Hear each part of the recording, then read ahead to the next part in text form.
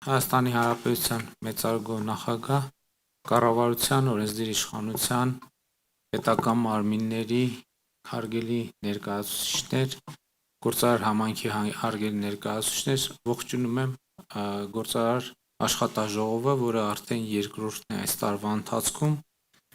եւ ինչքան հասկանում ենք, արդեն տարին գոնե 1-2 անգամ կունենանք այս աշխատաժողովը, ինչու է երկրորդ աշխատաժողովը տեղի ունենում, որովհետև առաջին աշխատաժողովը, որը մենք ունեցանք Դիլիջանում, շատ լավ անցավ եւ շատ լավ խոսակցություն տեղի ունեցավ եւ ակնհայտ դարձավ, որ խոսակցությունը, որ տեղի ունենում այս ձևաչափով պահանջված է եւ շատ կարեւոր է, որպեսզի նաեւ գործարար համայնքը կառավարության հետ հարցերը քննարկելու նաև այսպիսի ձևաչափ ունենա, որտեղ հնարավոր կլինի քննարկել ավելի ընդլայնված կազմով, որովհետև այսպես թե այնպես գործարար համայնքի ներկայացուցիչները տարբեր ձևաչափերում գրավոր, բանավոր քննարկումներ ունենում են,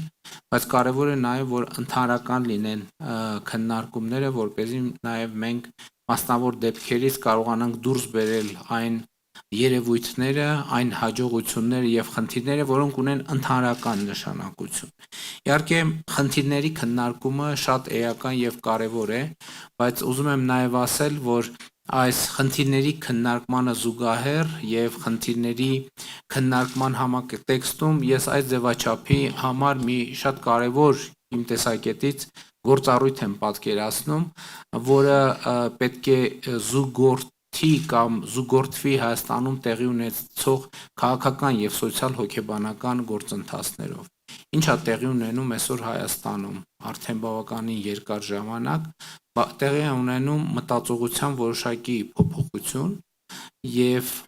ես կարծում եմ, որ քաղաքական եւ սոցիալ-հոգեբանական այդ շերտերի փոփոխությանը զուգահեռ մենք պետք է նաեւ տնտեսական մտածողության որոշակի փոփոխություն ունենանք, որովհետեւ արդեն տևական ժամանակ այդ խնդիրը ես զգում եմ եւ նկատում եմ եւ դա ինչ որտեղ բնական է, ես ասում եմ որպես մեր սեղանին դրված հարց, որը մենք պետք է լուծենք, որովհետեւ տնտեսության մեջ էլ մենք հաճախ առերեսվում ենք մտածողության ձևերի եւ բանաձևերի հետ, որոնք համարժեք չեն այն փոփոխություններին, որ տեղի են ունենում Հայաստանում։ Ընդ որում ես նկատի ունեմ թե կառավարությունում, թե պետական մարմիններում եւ թե գործարար համայնքում եւ այդ առումով կարեւոր եմ համարում, որ տնտեսական մտածողության փոփոխության մասին մենք խոսենք, որովհետեւ հիմա վերջին տարիներին մենք վերջին 5 տարիում ավելի քան միջինում 7% տնտեսական աճ ենք ունեցել, ինչը շատ լավ է, ինչը մեր բոլորի աշխատանքի արդյունք է եւ ես ուզում եմ այդ արդյունքի համար շնորհակալություն հայտնել նաեւ Հայաստանի Հանրապետության գործարար համայնքին, իդեմս նրանց ներկայացուցիչների, շնորհակալություն հայտնել Հայաստանում աշխատող արդյունք ստեղծող ԵԽԵ օրենքով սահմանված հարկերը վճարող բոլոր տնտեսվարողներին եւ քաղաքացիներին, բայց իմ կարծիքով մենք բոլորով մտնում ենք բոլորովին նոր մի փուլի մեջ, որտեղ տնտեսական քաղաքականության ձևավորման մտածողության մեր ձևերը, տնտեսական գործունեությամբ զբաղվելու մտածողության մեր ձևերը պետք է առնվազն վերանայենք եւ այն համապատասխանեցնենք ոչ թե այսօրվան, որովհետեւ այսօրվան համապատասխանեցնել նշանակում է ուշանալ միշտ, որովհետեւ երբ որ մենք պետք է խոսենք ընթացքին, դինամիկային եւ կարճաժամկետ, միջնաժամկետ եւ երկարաժամկետ ռազմավարություններին եւ զարգացումներին մեր մտածողությունը համապատասխանեցնելու, որովհետեւ մեր տնտեսությունը եւ մենք էլ գլոբալ աշխարհի մաս ենք եւ պետք է մեր մտածողության եւ գործողության ձևերով կարողանանք համահունչ լինել աշխարհի զարգացումներին։ Ես սա ասում եմ ոչ թե նրա համար, որ այսօր քննարկվելիք շատ կոնկրետ խնդիրները մենք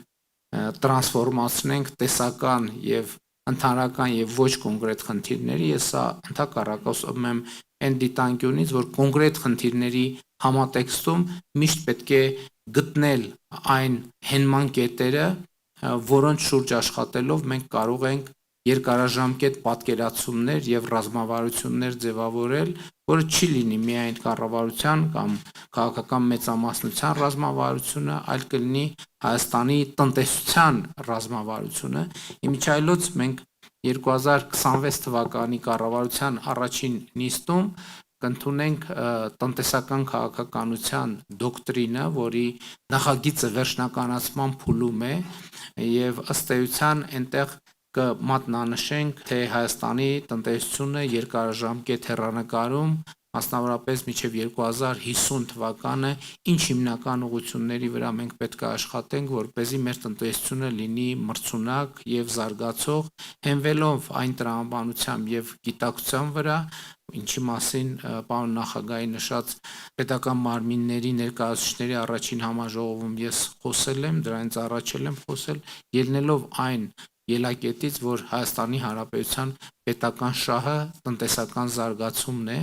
ինչը նշանակում է, տեսեք, շատ է խոսվել մեր քաղաքական կյանքի ընթացքում, երբ որ ասում են, որ համախմբում պետության շուրջ, համախմբում պետական շահերի շուրջ, որն է այդ համախմբման հենակետը եւ առանցքը։ Այդ տնտեսական զարգացումն է, որովհետեւ չի կարող որևէ նպատակ, որևէ ոլորտում որևէ նպատակ, մշակութային, մարզական, սոցիալական որևէ ոլորտում որևէ նպատակ չի կարող իրագործվել առանց տնտեսական զարգացման։ Էլ չեմ ասում, որ ես խոսեցի սպորտ ասցի, մշակույթ ասցի, ժամանակակից աշխարհում սպորտն էլ է տնտեսության ճյուղ, մշակույթն էլ է տնտեսության ճյուղ։ Մենք ինչի չենք կարողանում շատ դեպքերում մեր երկրում դեռ շարունակում է ընկալվել, որ մշակութային հաստատությունները պետք է լինեն կազմակերպություններ,